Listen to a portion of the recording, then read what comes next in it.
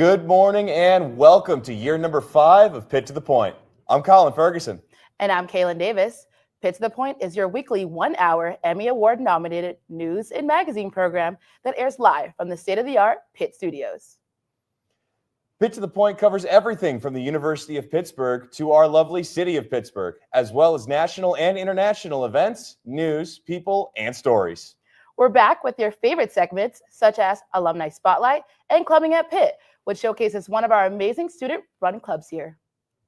We'll feature stories from incredible University of Pittsburgh regional campuses and tell you the top headlines from our neighborly journalists in arms, the Pitt News.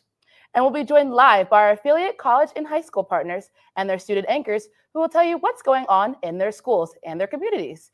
Now, we're statewide from Pittsburgh to Lancaster and Philadelphia. And of course, we'll continue to bring you the most up-to-date news from the world of politics, sports, business and technology, and entertainment in the City of Pittsburgh and the University of Pittsburgh. The University of Pittsburgh is constantly ranked as a top-tier national institution. In the U.S. News and World Report 2026 Best College Rankings, Pitt is 69th in the nation. It was also ranked among the top 35 public universities in the country, and Forbes magazine referred to Pitt as the new Ivy. Now, what makes Pitt so prestigious are its extraordinary faculty and staff. Today, we have a special treat for you. We're going to feature amazing stories crafted by the students from the classes of Lisa Johnson, one of our amazing broadcast professors. What better place to start than the favorite spot on campus? Here's Pitt to the Point's Dean Goldberg with his new favorite spot on campus. My favorite spot on campus is the new rec center. Woo, yay. So we started off on the 7th floor. It's pretty packed today, but I really like the 7th floor. It has a lot of nice machines, especially leg machines. I did legs with my roommate Jay. There's him working out now. The 7th floor also has some nice views. There's the Cathedral of Learning over there. You can see the whole campus basically. Then we went down to the 3rd floor, did some other stuff. Very nice machines, but I really like they have all the little Pitt logos on everything. Very school spirited. It's very funny. Then we went all the way down to the 2nd floor. There's a lot of floors that you could see. I feel like the gym has everything now, even though it's so many floors. They have anywhere from basketball to pool. Then we'll play ping pong right there. There's a rock wall. I'm too scared of that. Then we went down to the food court and I got edamame, I believe it's called, and a little meal swap. And then we headed out for the day and went home. And that was our day at the gym. It was say bye to my roommate Jay. Yeah, H2P. The feature was shot and edited by our own Pitt to the Point classmate, Dean Goldberg. Pitt is a renowned R1 research institution. Now, an R1 university is a doctoral granting institution classified by the Carnegie Classification of Institutions of Higher Education as having a very high research activity. As of last year, these elite institutions represent the top 5% of U.S. universities. Our business and tech reporter Maxine Van Nortwick gives you a glance at why Pitt is so revered in a new segment we like to call Origin Stories. Maxine? Professors at Pitt are more than just teachers. They're educators, mentors to all, and leaders at the top of their field. This includes the University of Pittsburgh's very own chemistry professor, Jill Millstone. Let's hear more from producer Michaela Albers about how Jill is an MVP, Most Valuable Professor. I'm Jill Millstone. I'm a professor in the chemistry department, and I've been here for 14 years now. I just started my 14th year. And I work in inorganic and materials chemistry with graduate students and undergraduates. I've always been interested in how the world works, whether it was learning that through literature or learning that through science. I've consistently been fascinated and excited by the world around us. And as an undergraduate, I got involved in undergraduate research, and I just really loved learning the tools to answer your own questions. So if you want to know, why does this material work in this way, I started to learn the techniques that I could use to answer those questions and connect them with fundamental principles. And I really loved feeling like I had this deeper and deeper window into the mysteries of the universe. So many people inspire me. I think when we talk about inspiration, I think a lot of times we're talking about who do we admire, what is it that, kind of keeps us going. I think people like scientists like Richard Feynman, who found beauty and majesty inside of the concrete work that goes into scientific practice. And so I'm inspired by the rigor that can come alongside awe, and so that was people like Feynman and Carl Sagan. But I'm also inspired by, the people who have pushed on through history. My great-grandparents who immigrated here, all the people who are working hard. I think about the privilege that it is as a human being and certainly as a modern person to be pursuing how the world works. For so long, humanity has been focused on our needs and getting from one place to another. I'm inspired and I'm also motivated by the gift that it is to get to do this work. We study how do materials form, how can we make those processes of synthesizing those materials efficient, sustainable, and precise so that we can develop new materials to meet new challenges that we have, whether it's figuring out how to harvest solar energy in a different way or make the conversion of oil into shampoo more efficient. Whatever the case may be, if we can develop materials to solve those challenges, then we've made a big contribution. And that all starts with how do these atoms come together, and that's what we study. I appreciate the clarity. Science has a very systematic way of evaluating information, and so much of human life is muddy. You don't know, could be this, could be that. But in science, it's not that it's clear all the time, but you have a path. You have a toolkit by which you can evaluate these things, and there's a comfort in that. And so between comfort and joy, I'm just happy all the time. Thanks, Michaela. Now, Jill's story is one we can all follow, especially being happy in all that you do as a main motto.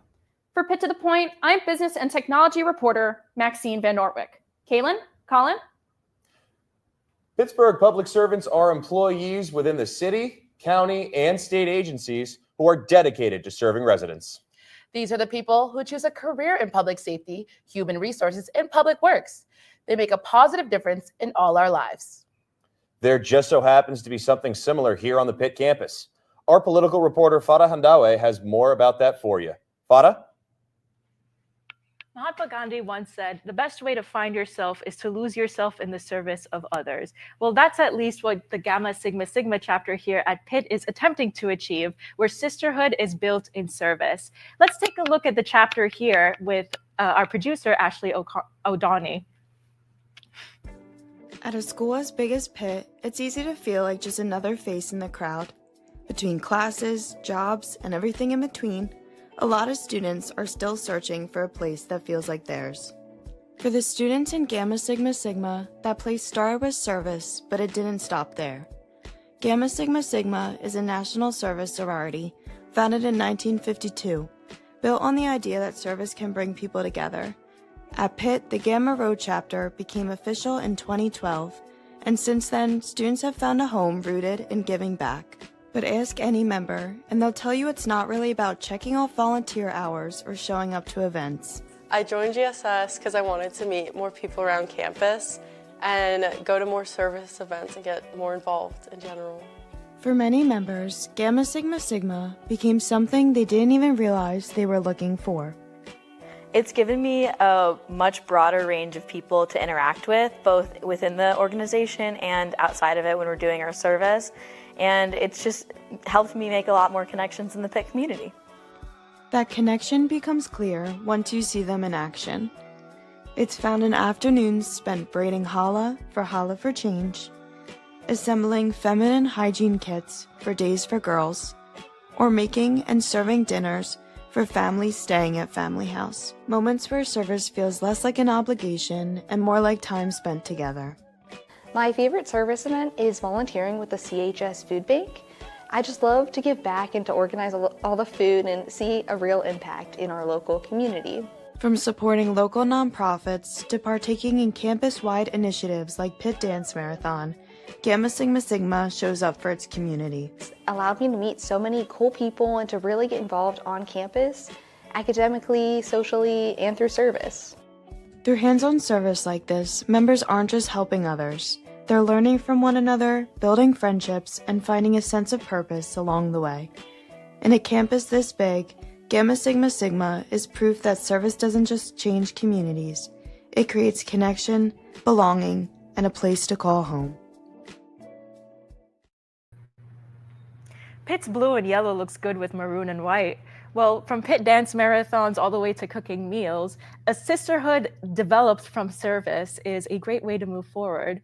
Thank you, Ashley O'Donoghue, for producing the package. Kaylin, Colin?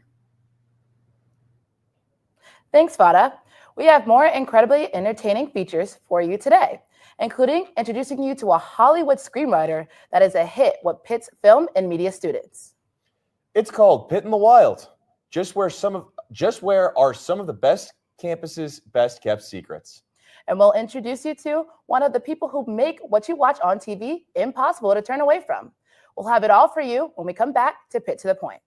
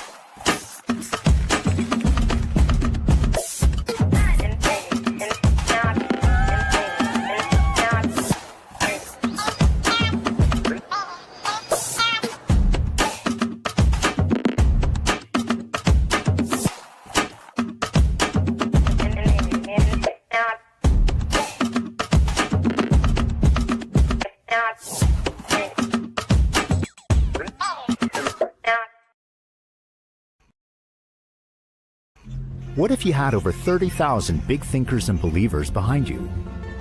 In a city connected to everything? Well, you'd probably find yourself doing something truly incredible.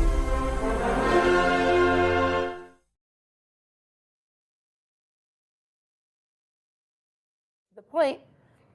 Happen to watch a story today that piques your curiosity? Want to find more about what's going on in Pittsburgh? Visit our website. That's right. If you want to find out more about the world of politics, medicine, business and technology, and more, log on to pittothepoint.com. Not only can you see clips from today's show, but you can also read about the topics that interest you and more. Check it out at pittothepoint.com. Pitt student Kyunha Yi has a very simply explanation as to the one requirement needed to make him feel at home on the Pitt campus. It's something that we love for many different reasons. Here's Kyunhee with his favorite spot on campus. Hey guys, so I don't really have a favorite place on campus, but any places with a microwave is already a place that I really appreciate because who doesn't want to save money and also have warm food? So here are some places that I go to, because they have a microwave.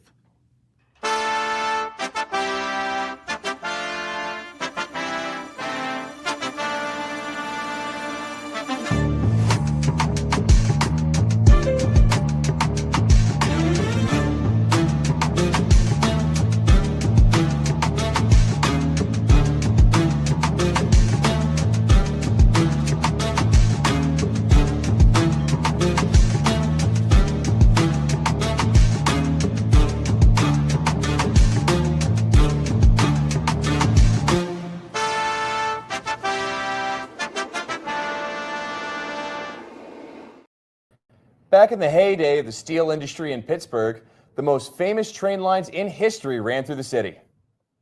Train lines like the B&O, Baltimore and Ohio, PRR, Pennsylvania Railroad, and the P&LE, Pittsburgh and the Lake Erie line, which was called the Little Giant.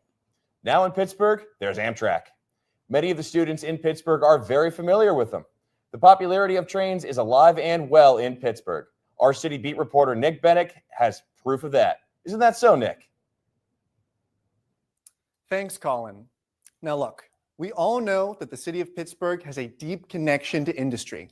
And what kept those industries running were our railroads. There's a club here at the University of Pittsburgh that aims to keep that tradition alive. So let's take a look at how the Pitt Train Watching Club aims to keep watching as the trains pass through Pittsburgh.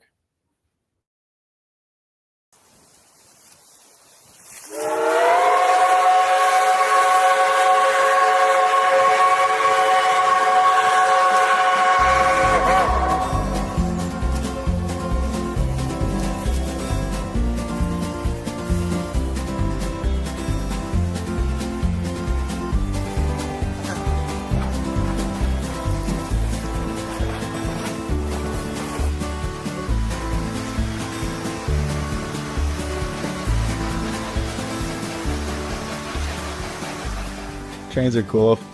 I like big machines, and trains are big machines. I've always liked cars and sort of mechanical stuff, and so trains are just like, it's just like a bigger thing with wheels. It's loud and metal-y.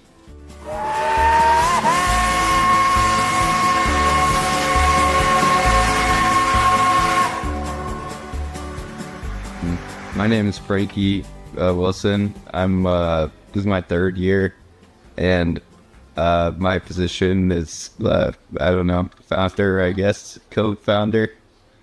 I'm Ryan Little. I am a third year junior. We sort of got the idea to do it when it was nice out and we were going out and enjoying the weather, and then we started doing it and the weather got bad, and now the weather is still bad. We can't really tell them, oh, we're going to go out next weekend, because next weekend's going to be 5 degrees. We're definitely still in the process of starting it. To officially start a club at Pitt, you need 10 students and a faculty member to endorse it. So yeah, it's been kind of a struggle through the winter. It would be cool, I guess, to take some people that are actually really into trains to places. Probably just like having a reason to like go out and do it, and then sharing it with other people, I guess. We've been doing this a bit more through our time here at Pitt.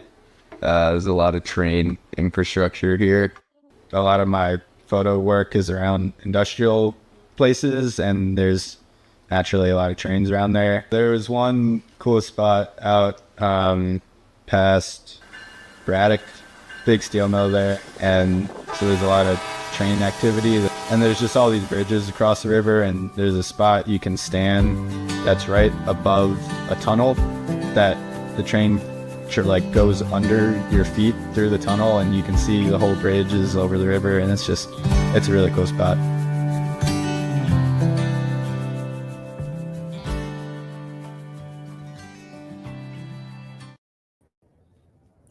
If you're still not convinced that the state of Pennsylvania is the state of trains, please note that the Pennsylvania Railroad is a staple location in the game of Monopoly. We wish the Pitt Train Watching Club the best of luck in all their future ventures. Kaylin, Colin? There are about 97 different undergrad majors at the University of Pittsburgh that students can choose from across its various schools and colleges. In humanities, one of the most popular majors at Pitt is rhetoric and writing studies. Our Pitt Beat reporter, Raketa Livingston, will fill you in on one of the reasons that major is so popular here. We're anxious to find out why, Raketa. Dawn Holmes is an assistant professor here at the University of Pittsburgh who is loved by many different students. We get to see who is loved by many different students. He teaches American literature, rhetoric, and composition. He is loved by many different students, and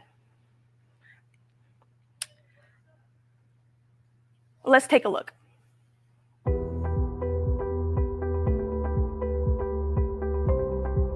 My name is Don Holmes. I am an assistant professor of English here at Pitt. I teach courses in American literature, rhetoric, and in composition.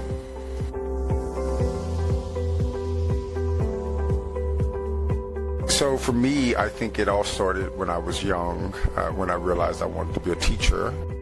In high school, I won this national scholarship to go and study ecology. in Canada. And that was the first time I ever met professors and people with PhDs. And I realized then at that moment I wanted to go to college.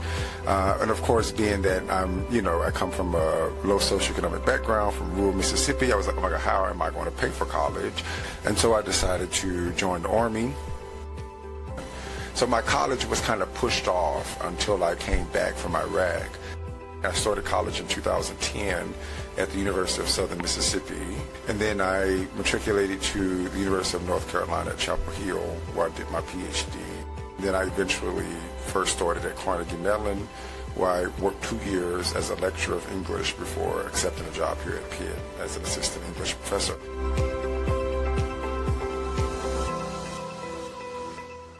I think understanding of the Black historical experience, of course, Douglass, his narrative from 1845 in particular, and of course most of his writing. He was a very prolific writer, so he wrote a great deal of things.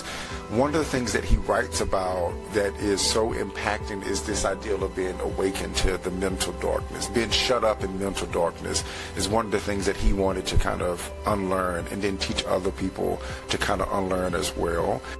The idea that Douglass is getting at here is that we should be thoughtful and mindful to the systemic injustices of the past, especially as we try to engage with the world in the present, so that we don't replicate those, systemic injustices. A more recent text that I think has been fundamental to my life as a human, which I'm teaching a little bit of Alice Walker. I would recommend her book, The Color Purple, which teaches us that we should not be the authors of oppression. Just because one is oppressed doesn't mean that doesn't give you license to oppress.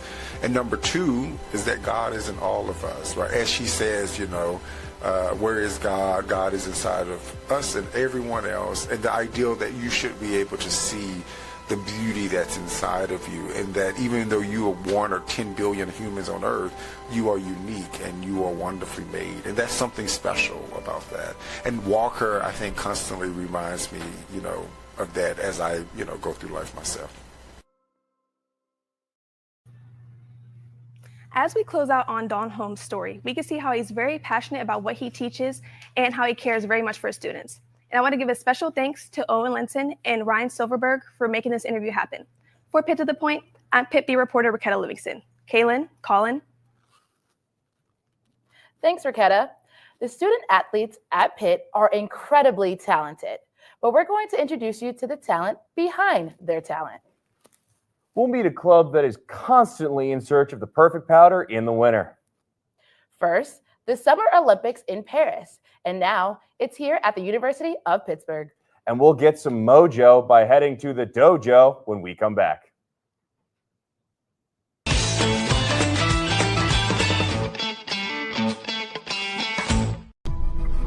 I'm so honored and humbled to officially welcome you to the University of Pittsburgh.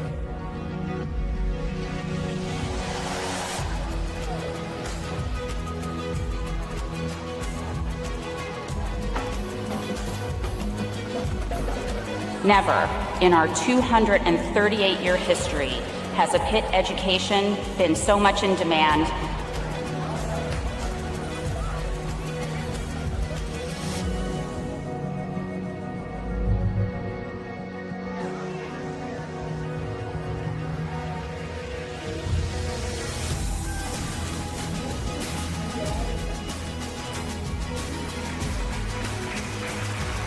It's possible at Pitt is not just something we say when you walk in the door. Hail to each of you, hail to possible, and hail to Pitt.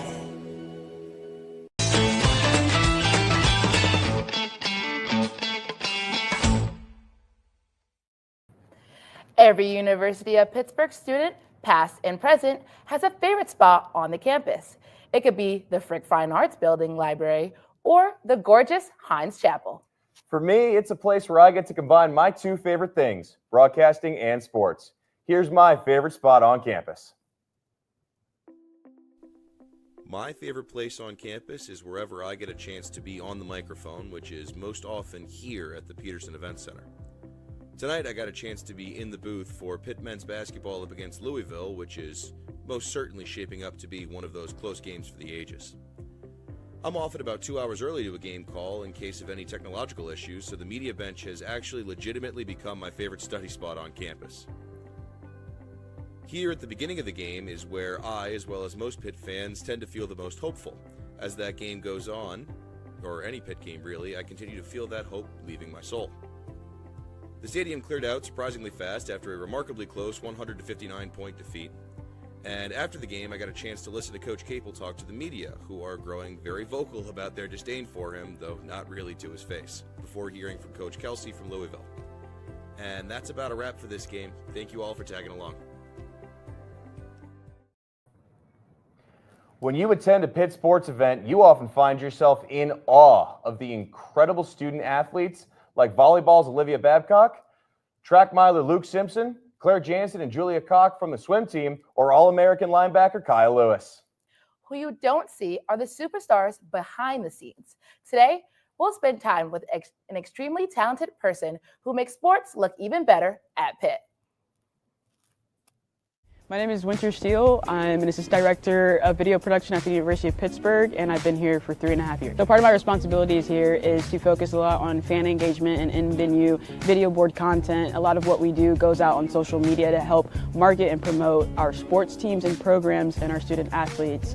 A big project I worked on in my time here would have to be the Final Four video for volleyball. It was their 3rd year in a row going to the Final Four, and we got to work with Ben Roethlisberger, who did the voiceover for this video specifically. So I got to help write the script and edit the video. And then he recorded the voiceover for us and sent it back literally the same day that we put it out, and everyone loved it. And that's one of the projects I've been most proud of. Being able to have the opportunity to capture these meaningful moments with student athletes over the years, it helps me to tell the stories of each and every person we come across. The fans tend to see the sports sides of things, the talents of athletes, but they don't often know them as people. And so I believe when we have the opportunity to go from the sidelines, go on court, or go off the court, when we go on recruiting trips or away trips, we see the actual personalities of athletes and who they are as people, you know, how fun it is to be around them and the jokes they may crack. I think there's a lot more to athletes than what we see. So being able to capture those candid moments and then go back and look at them, they're like, oh my gosh. And so it's good for the athletes, but also good for the fans. I would have to say one of the best parts about working here is being able to collaborate with our full-time staff, our student interns, and the culture that we've been able to build here with Pitt Studios, and even working with our student athletes and seeing who they are as people, I think is very important, and it has contributed a lot to my time here, what I've enjoyed. I wouldn't necessarily say I have a favorite sport that I particularly like to cover, because each sport brings its own attribute and its own cultures and people to be around. I would say it's been a joy to work around our volleyball program and get to know the athletes and our coaching staff because of the culture they've created. It's been very welcoming. After being here, I feel like for so long, it's only been 3.5 years, but I would have to say working as close as I work with the teams and our athletics department, I would consider myself to be a Pitt Panther. At heart, I am a Roll Tide fan from Alabama, but I am now a part of the Pitt family. Advice I would give to women working in sports is to take every opportunity as it comes and never stop chasing your dreams. You deserve to be in every room just as much as everyone else.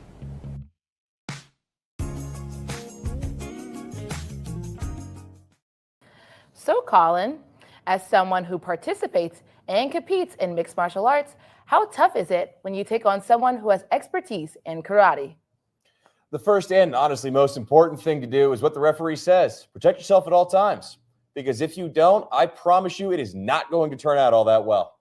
Someone who always does well is our Pitt to the Point City sports reporter, Natalie Fogel. Take it away, Natalie. Pitt has many sports clubs available for any student who wants to stay active during the school year. The Shotokan Karate Club is a group open for any student who wants to build their karate skills, whether that's competitive fighting, getting better at self-defense, or simply just staying fit. Ryan Silverberg has the story. There are many clubs to choose from at Pitt, but quite few stick out like the Shotokan Karate Club. This student organization practices traditional Shotokan karate and focuses on technique, fitness, and mind-body discipline. All experience levels are welcome. We're not just fighting, but we want to build character, and it takes us a long time. So we're building a foundation of basic techniques on how you connect with the ground, how you move. I was fortunate enough to meet with instructor and 5th degree black belt, Mike DeRay. Mike joined the dojo as an undergrad back in 1972 and has many years of experience leading at Pitt. He was even able to learn under Tsutomu Oshima, captain of the Waseda University karate team and founder of the Shotokan Karate of America nonprofit organization back in 1956. One thing I really value that Mr. Oshima was just so good at was seeing into his opponent, catching the moment where the opponent decides to attack, boom, and that's when you act. And that's what I think makes us special and sets us apart, that we practice to find that moment. I think the style of practice is very interesting because it's very focused. And the things it focuses on, things such as kata and isolated techniques, it's a kind of way to refine yourself in a way that's different from what the others offer. This is Mateo, a junior and the treasurer of the Shotokan Karate Club at Pitt. There are some styles that are focused on competitive fighting. There are others that are focused on self-defense, others on fitness. I think what Shotokan tries to strike is a balance between all of those. Well, I think the most impactful thing for me is I don't care so much if I have a huge group full of people that are just a little bit participating, but if I get just even 1 or 2 or 3 students that are going to stick with it and are just thirsty for this art, they see the value in it. And if I see just a few people like that, I'm a happy guy. It's okay to just train martial arts because you think it looks cool. It's okay to train it because you just need something to keep you fit. As long as you're willing to put in the work into practice, you can get a lot out of it. I'm so grateful to have gained this degree of insight on Shotokan Karate, even from this brief experience.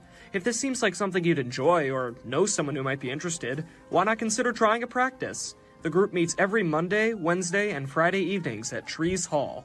So stop by.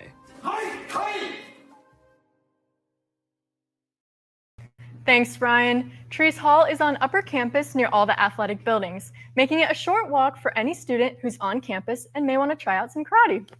For Pitt to the Point, I'm City Sports reporter Natalie Fogel. Kaylin, Colin. Thanks, Natalie. There's a new club at Pitt where breaking something is what's expected. And as the saying goes, if you don't like the weather in Pittsburgh, wait just 5 minutes. We show you the perfect ways to outsmart the crazy weather we get here in Pittsburgh. And we have an origin story that honors the legacy of one of the Pittsburgh Post-Gazettes and University of Pittsburgh legendary writers. And all of that and plenty more when we come back to Pitt to the Point.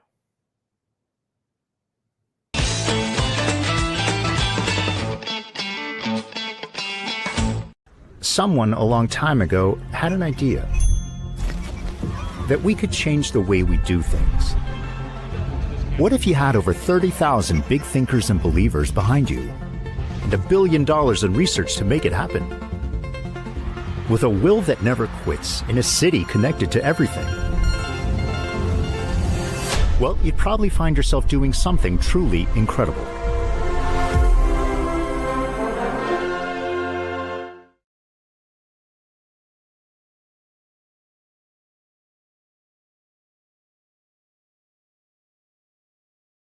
This morning, you take your place in this honored tradition.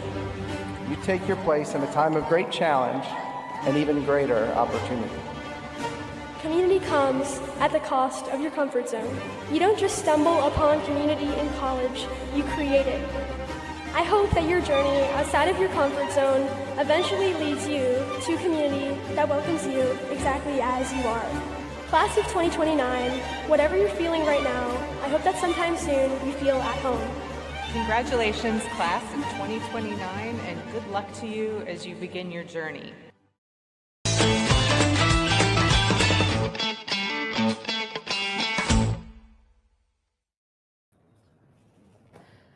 Pittsburgh has experienced a significantly snowy winter. As the end of February, we've had approximately 36.5 inches of snow recorded. That may be a problem to some, but not to a certain group of students here at Pitt. With top ski resorts like Seven Springs Mountain Resort, Hidden Valley Resort, Laurel Mountain, and Wisp Resort in Maryland, less than 2 hours away, happiness for these students is hitting the slopes. Welcome to Seven Springs, where once a week the University of Pittsburgh Ski Club sends their students to have a nice afternoon on the slopes. But first, before I tell you more about it, you don't just spawn here, you gotta get here. So, check out that process, and I'll see you guys real soon. Ski Club cannot run exclusively on campus because there are obviously no ski hills in Pittsburgh proper. So, we had to say goodbye to Zay and Riz and drive an hour east into the Laurel Highlands. Ski Club offers a bus that leaves from Soldiers and Sailors at 3 p.m., but you are allowed to drive yourself and be on your own schedule like we decided to do here. Now that we are approaching Seven Springs, I'm going to turn you over to Mike Caprice, and he will give you a rundown of all the gear you got to bring to go skiing. Alright, so today, as a skier, gotta have the boots, the most painful things to wear, but gotta do what you gotta do. Poles, obviously. I got the ski pants, ski shirt, and then the trusty old skis, and then just have my helmet in there, no helmet, no skis, and that's pretty much it. Hopefully we'll have a good run, and we'll see how it goes. Now, if you are like me and do not have your own ski gear, you can rent all the equipment you need, including boots, skis, and a helmet.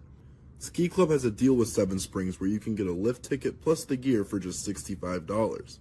If I were to go independently, this could cost nearly $200 just for one day of skiing. Me whacking my head here proves that yes, the helmets do work. You still need to provide your own winter gear, especially a face mask because that wind can be wicked. But now that we're all strapped up and ready to go, let's get on the lift and hit the slopes.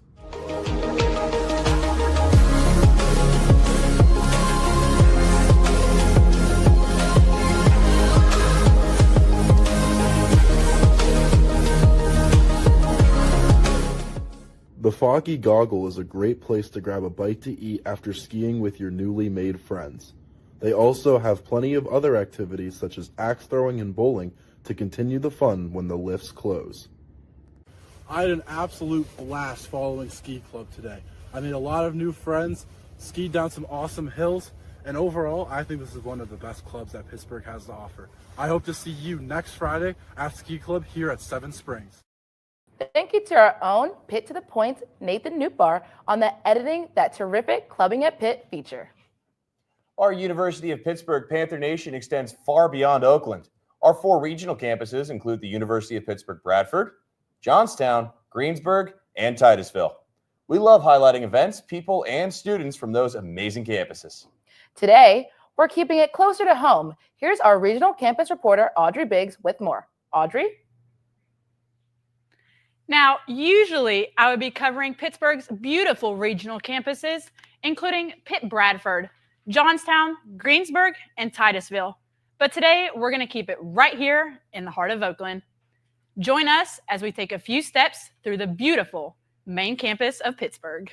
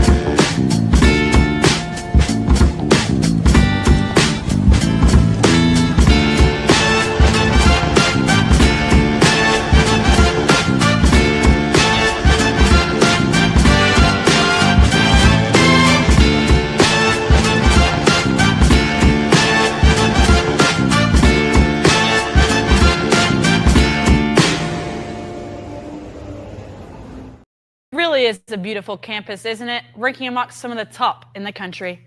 I wanted to give a huge shout out to the person who took us through campus today. Sophia Quinn, your work does not go unnoticed. For Pitt to the Point, I'm regional campus reporter Audrey Biggs. Kaylin, Colin. The University of Pittsburgh is fortunate to have some elite professors. Some have been here for decades, while others may have just become part of the Pitt community within the past few years. One thing all the professors at Pitt have in common, no matter when they become part of the Panther family, is an incredible background in their field. Today, we take a look at the origin story of Pitt professor Gary Jackson.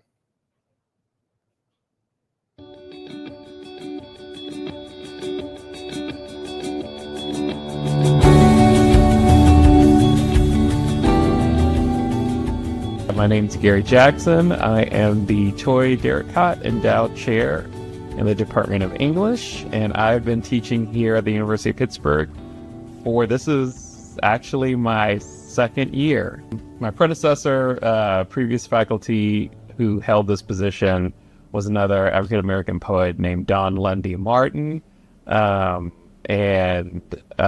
think the Derricotte Chair was created with Dawn in mind, or somehow that position encapsulated her.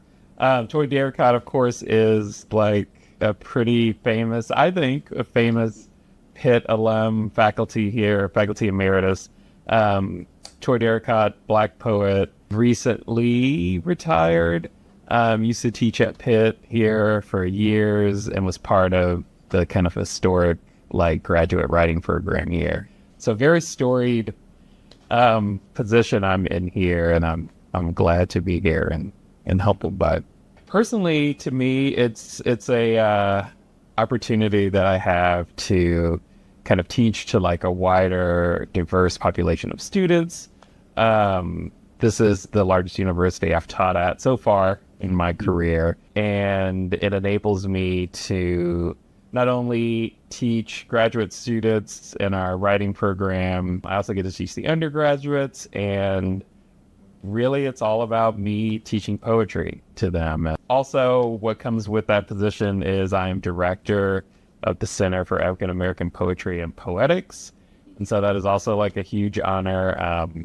The mission for the center is basically to put a spotlight on African American and African diasporic poets, and kind of champion the idea of creation and process as being as important as kind of the end product. Just the level of achievement, and I don't know, the poets who have been through Pittsburgh, I've always loved. I dug the vibe a lot here. I loved all the opportunities you get here to work with different ranges of students.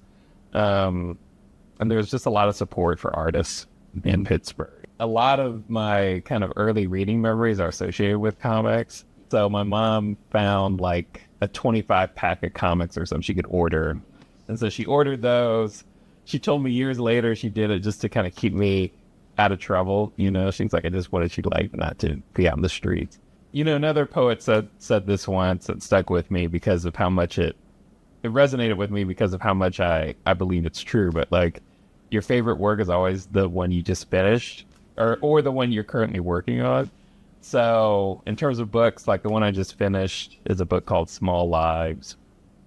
And it's just a whole speculative world of superhumans of color.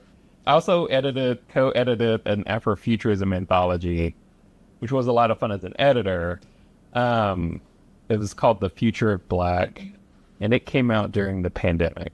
So probably 2021 or so. I think a lot of the inspiration I've gotten has just been from getting to know just my colleagues, and also just different things that people are working on who are either here at Pitt or just at Pittsburgh in general. This semester has been a lot of fun because there's such a range of students in that class, students who have taken plenty of creative writing workshops before, people who haven't taken any. I don't know, this thing happens in a class where on the first day everybody's a stranger, and then at this point in the semester we're all joking around. We can all be kind of more informal with each other. The students kind of laugh and tease each other, but it's all done in jest, and they all have each other's back when they're talking about their creative work. The undergraduates, I think there's just a lot of kind of, for me at least, excitement when I see the light bulb turn on in a young student's brain, right? And they're like, oh my God, I didn't know I could write a poem about whatever. That's that level of excitement, whether they're at the beginning of their career or at the end of their career at Pitt, is always fun to see, maybe. maybe that's what it is. Like when it first starts for them and they're like, maybe this is what I want to do. That's exciting. And when I see them on their way out and they have this like 100, 200 page thing that they're super excited and they're like, okay, I'm going to go out into the world. I'm going to be a writer. That's exciting in a very similar way.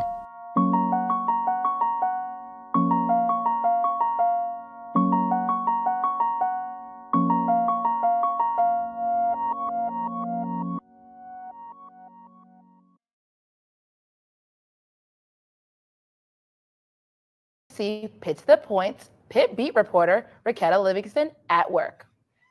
Once Raketa wraps up reporting on Pitt to the Point, she's off to her favorite spot on campus.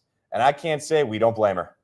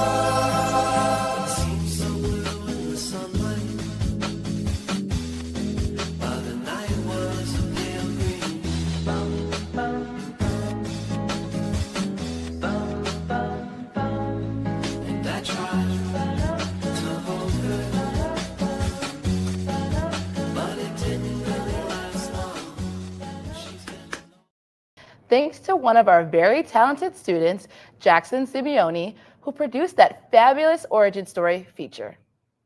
It's a sport that dates back more than 1,400 years, and it's popular as ever here at Pitt. And from Hollywood to Oakland, our most valuable professor has brought her big screen talents to the Pitt campus. You'll meet her when we come back.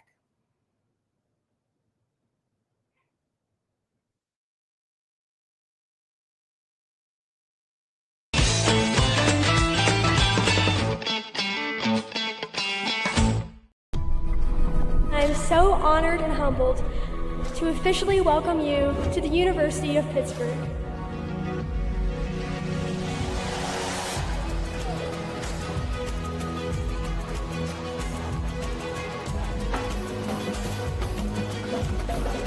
Never in our 238-year history has a Pitt education been so much in demand.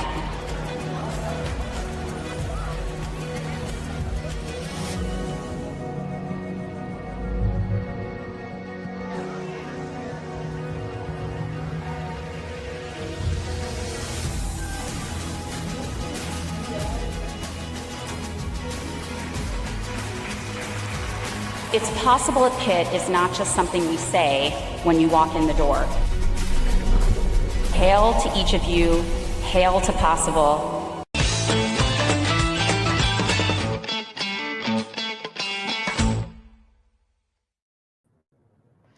Okay, how many times have you been at a party and there's always someone who can really bust a move? There's a new club at Pitt that may be one of the coolest clubs on campus. It's called Steel Motion Dance, and its founder is an innovator, a leader, and he is most definitely cool. Have you ever wondered why somebody would start a club at Pitt? In this story, we'll be covering a person who officially started a club last fall, after being inspired by another college's community. My name is Saif bin Hamid. I'm a senior at Pitt right now. I've been dancing specifically breaking for 1.5 years right now. I joined CMU Street Styles first, actually, about 1.5 years ago. So CMU Street Styles is where I started dancing. I'm Melissa. I'm president of CMU Street Styles. My experience with Street Styles has been probably the best part of my college experience, because before that, I was doing absolutely nothing. I transferred my first year because I didn't really like the school I was going to there, and I wanted to be closer to home. And then I commuted the first semester that I came to Pitt, so I was just not having a good time at all. Initially, meeting everybody, I was really nervous.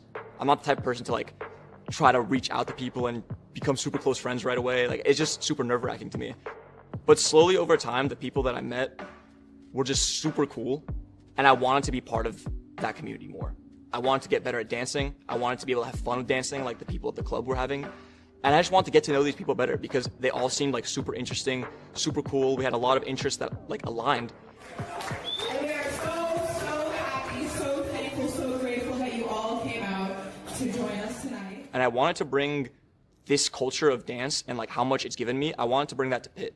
Because CMU's history of dance is so deep and it's so fun here, but Pitt doesn't have that. So I started the club that spring, like on paper I started the club, and then we started like actually doing club operations last fall semester. And it turned out really well, like way better than I was expecting. We had a club fair, people actually came and showed up.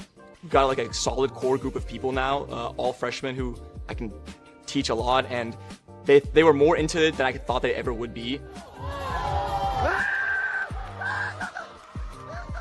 I ultimately hope that Steel Motion becomes not just a dance club, but a place for people to go and find friends, find like a new, like found family pretty much. Like, I want it to be something that people have fun at. So I just want in the future that more people come and experience what dance can feel like and how much joy it can be, and they can experience the joy that I got from it. And that's why I want to continue forward. A special thanks to Kiona Yee, who produced that really fun feature. As students at Pitt, we are taught by professors who are not only exceptional educators, but they are also incredibly successful professionals in their particular fields. Our Pitt to the Point entertainment reporter, Morgan Arlia, has more on such education here at Pitt. Morgan? Sometimes the best decisions for ourselves are the ones that we didn't plan. A memorable professor here at Pitt would not have ended up here if she didn't have to take an extra year of classes in college.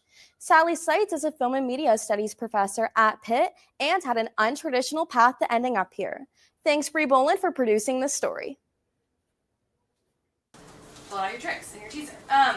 Any shows that have hooked you from the first 10 pages or really turned you off in the first 10 minutes? Anything you've seen that you're like, it really got me? Yeah. An extra year in college isn't always part of the plan for most students, but it's exactly what led one Pitt professor to discover her love for screenwriting. So I had a whole extra year of classes that I hadn't planned for because so it was kind of like, okay, let's make, lemonade out of lemons. And so I thought, well, I've done playwriting for 2 years in college, and so I took a intro screenwriting class, and sort of loved it. That class quickly became more than just another requirement. It introduced her to a new way of storytelling and pushed her toward graduate school, where she could explore both playwriting and screenwriting in depth. So I went to CMU for dramatic writing, for graduate school, which is half playwriting, half screenwriting. And the screenwriting teacher there, or the screenwriter professor there, is a woman named Melissa Martin. She approaches screenwriting and art with a humor. She's not so sanctimonious about it. She's very like, get it done. And some days, you're going to have good days and you're going to have bad days. At Carnegie Mellon, she learned from professors who treated writing as both an art and a process. Those lessons now shape the way she teaches and mentors her own students here at Pitt. I can tell from my very first interview with Pitt, it was on Zoom, and I asked the department or the program what they like about the film program here, and almost everybody said the students. From the start, she saw Pitt as a place where young creators were eager to collaborate, experiment, and grow into their own voices. The most rewarding part is when a student comes to me and says, I didn't think I could be a writer, and they start the semester like, I'm not a writer, I'm not really, I'm this, or what, I'm an editor, or I want to be behind the camera, or whatever it is. And then they finish the semester and they've got something that they're a little proud of, right? And they can feel it. They can feel how it landed in workshop. And not that it's perfect, but they can feel that they're onto something, and they can see that their peers responded to it. From the unexpected extra year of classes to guiding the next generation of storytellers, her path proves that sometimes the best stories come from the turns we never planned. At Pitt, she's helping students find their voice, one script at a time. I just want you to know sometimes the teaser falls under the Act 1 banner, but it's its own little thing. Thanks, Bree. Although this may not have been the path that Professor Seitz saw herself in, she has still made a huge impact on her students' lives. For Pitt to the Point, I'm entertainment reporter Morgan Arlia. Kaylin, Colin. Earlier in the show, we introduced you to the talented Winter Steele, who makes amazing videos in post-production for Pitt Studios. Now, we're going to take you behind the scenes of the ACC Network broadcast and introduce you to one of the superstars of Pitt Studios. He's one of our extraordinary everyday Panthers. Yeah, I started working in broadcasting super early. I took classes for it in high school and just kind of started following the opportunities that were available to me. So I started working on our high school news program, and then the teacher asked if anybody was interested in working and filming some of the football games for broadcasts. So I volunteered for that. Going through schools and classes, I kept kind of having that in the back of my head of, hey, this was a lot of fun. Like, I'd love to make a career out of it if possible. And then eventually it started to become a realistic thing for me to start working in the field. After I graduated, I was in a position where I was freelancing in a lot of different places, and I was able to kind of wait and see for a great opportunity. And I enjoyed freelancing, but everywhere I freelanced, I was just a replay operator because that was kind of the skill I had the most developed coming out of college, and I was able to get professional work as a replay operator. But I loved working as a director and producer and technical director and a bunch of other positions in college, but I didn't really have those availabilities yet professionally. So I was waiting for a position that was kind of more full-time that would allow me to just learn these new positions and get reps and tons of experience. And so when Pitt opened up, it was the perfect thing. It was a great opportunity in a city, and it was giving me the opportunity to just direct and produce and sit in the control room on days we didn't have broadcasts and just learn all the different positions, because I think everything is just so exciting. Sports is just interesting because it's so sudden.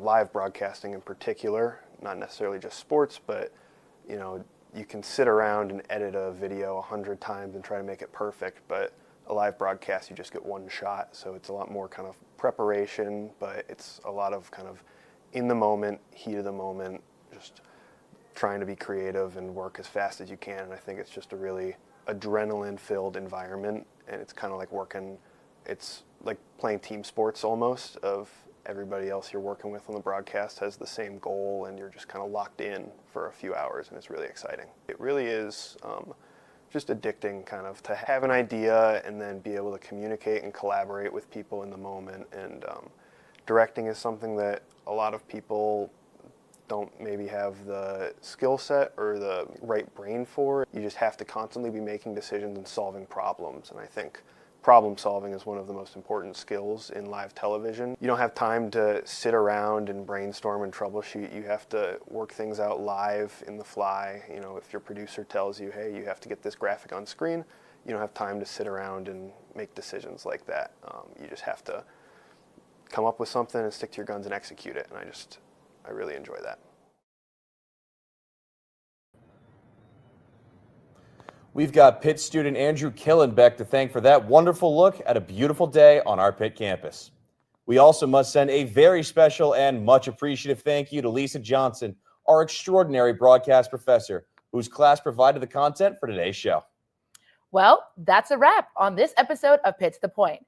It is always our pleasure to bring you the inside scoop on everything in and around the city and University of Pittsburgh, as well as everything in the world of sports, politics, entertainment, and business and tech. Enjoy your week, and we look forward to having you join us right here next week with all news stories that matter. I'm Colin Ferguson. And I'm Kaylin Davis. We will see you next week on Pitt to the Point.